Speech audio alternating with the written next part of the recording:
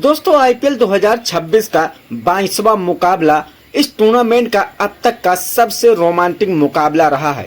यह मुकाबला Chennai super king और कोलकाता नाइट राइडर के बीच में चेन्नई के चेपक स्टेडियम में खेला गया।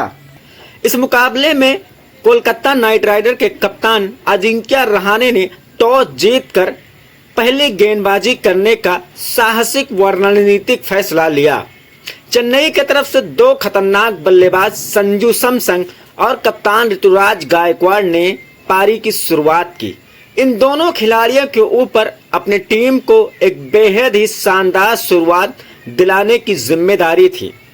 कोलकाता नाइट राइडर की तरफ से पहला ओवर वैभव अरोड़ा लेकर आते हैं, लेकिन संजू सैमसन ने इनकी लगातार पहली 3 गेंदों पर हैट्रिक चौके लगाकर अपने इरादे जाहिर कर दिए और इस ओवर से कुल 14 रन बटोरकर अपनी टीम को एक विस्फोटक शुरुआत दिलाई।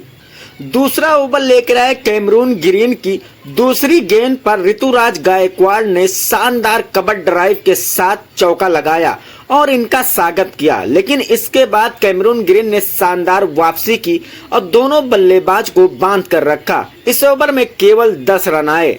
2 ओवर के बाद चेन्नई सुपर किंग का स्कोर 24 रनों के पार पहुंच चुका था। तीसरा ओवर लेकर अंकुल रॉय ने शानदार गेंदबाजी की और इस ओवर की तीसरी गेंद पर ऋतुराज गायकवाड़ को रोमन पावल के हाथों मिड विकेट पर कैच कराकर अपनी टीम को पहली सफलता दिला दी।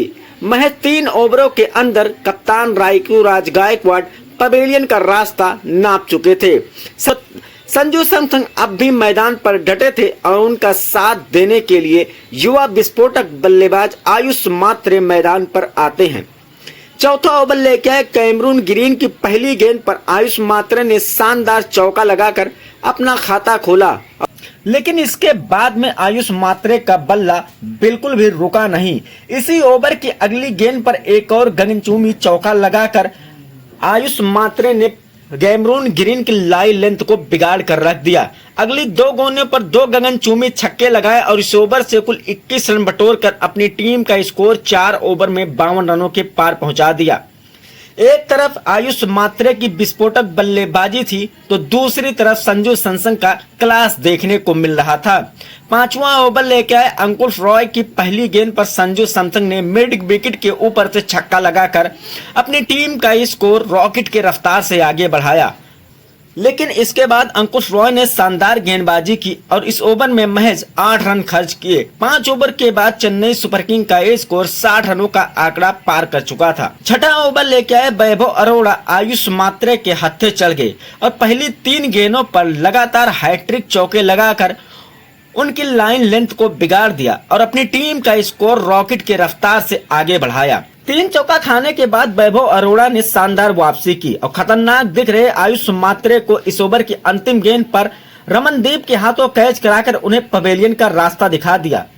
केकेआर को दूसरी सफलता मिल चुकी थी। आयुष मात्रे ने 17 गेंदों पर 38 रनों की तूफानी पारी खेली। आयुष मात्रे के आउट होने के बाद संजू सैमसन का साथ देने के लिए डेवाल्स ब्रेविट मैदान पर आते हैं। आयुष मात्रे ने 17 गेंदों पर 6 चौके और 2 गगनचुंबी छक्कों की मदद से 38 रनों की तूफानी पारी खेली।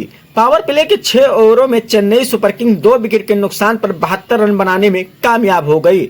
7वां ओवर लेकर आए सुनील नारायण ने शानदार गेंदबाजी की और इस ओवर में महज 6 रन खर्च किए।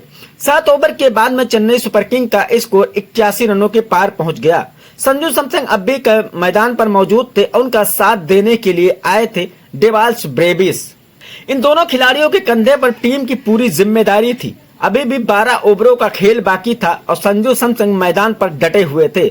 10 ओवर की समाप्ति के बाद में चेन्नई सुपर किंग का स्कोर 102 रनों के पार पहुंच गया। संजू सैमसन अपने अर्धशतक के करीब पहुंच चुके थे और जबकि उनका साथ दे रहे थे 13 रनों पर डेवाल्स ब्रेविस। 12वां ओवर लेके आए कार्तिक त्यागी ने शानदार गेंदबाजी की और खतरनाक दिख रहे संजू सैमसन को क्लीन बोल्ड करके उन्हें पवेलियन का रास्ता दिखा दिया।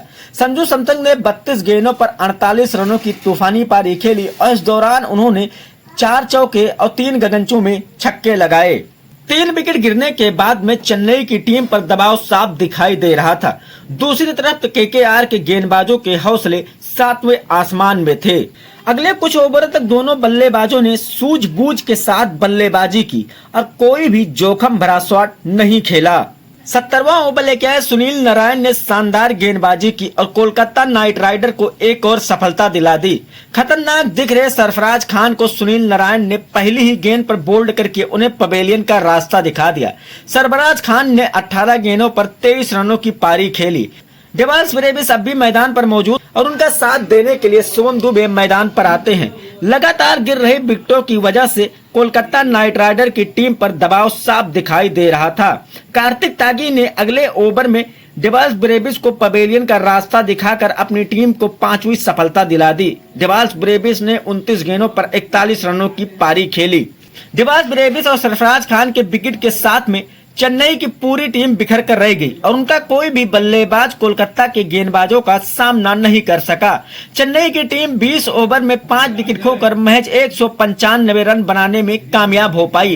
एक समय जो चेन्नई की टीम 230-240 के तरफ दिख रही थी, कोलकाता की शानदार गेंदबाजी के सामने महज 195 रन ही बना सकी। तो दोस्तों, आपको क्या लगता है कि चेन्नई की टीम 195 रन को अपने घर में डिपेंड कर पाएगी या नहीं? अपनी राय नीचे कमेंट में जरूर बताएं।